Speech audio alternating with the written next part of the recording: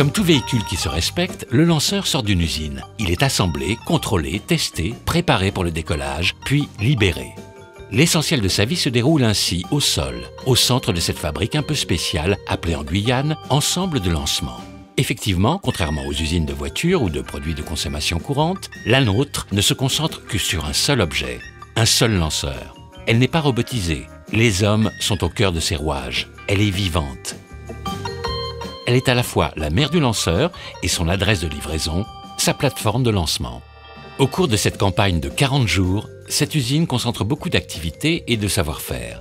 De l'assemblage des étages à la mise en œuvre, en passant par le contrôle de synthèse et la séquence synchronisée, le décompte final, le lanceur n'a aucune autonomie. Il est totalement asservi. Il est guidé, accompagné par le système de contrôle-commande, en quelque sorte son cerveau, son système nerveux. Il permet de soutenir, de tester et de surveiller chaque étape de l'assemblage. Aucune erreur n'étant tolérée, tout est doublé pour anticiper un dysfonctionnement. Les câbles sont doublés, les tuyaux d'alimentation sont doublés, les processeurs sont doublés, les instruments de contrôle sont doublés. Les analyses sont doublées. Ainsi, l'architecture devient très complexe. Mais l'originalité de notre usine à lanceurs ne s'arrête pas là. Ce serait encore trop simple. Elle se déplace, pas sur des petites pattes, mais sur des rails, tirés par un camion qui paraît minuscule à côté. Chaque étape de la campagne se déroule effectivement dans une zone bien définie, à proximité de bâtiments spécialisés. Tout d'abord, le bâtiment intégration propulseur, où les propulseurs sont assemblés et vérifiés, puis le bâtiment intégration lanceur, où le lanceur est assemblé sur les propulseurs à poudre, de la tête aux pieds, des instruments de pilotage aux instruments de télémesure.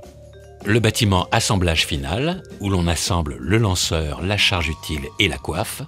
La zone de lancement, où est effectuée la chronologie finale, le remplissage des réservoirs, la séquence synchronisée, le décollage. Le centre de lancement, où sont coordonnées et pilotées les activités. Ce système de contrôle-commande est réparti sur 4 sites, avec 250 processeurs, 3 millions de lignes de code, plus de 5000 km de câbles, 1000 interfaces filaires et 200 interfaces fluides. Mais la table de lancement pèse combien avec tout ça, Christian Canard? La table de lancement pèse 1600 tonnes à vide. Pendant toute la durée de la campagne de lancement, elle se déplace d'un site à un autre, distant de plusieurs kilomètres. Il y a 2 tables de lancement, permettant ainsi 2 campagnes en parallèle. Comme on peut le voir, la table de lancement est bien plus qu'une table, une usine. Et même bien plus qu'une usine, une clinique. Et au final, bien plus qu'une table, une usine ou une clinique. Tout cela à la fois.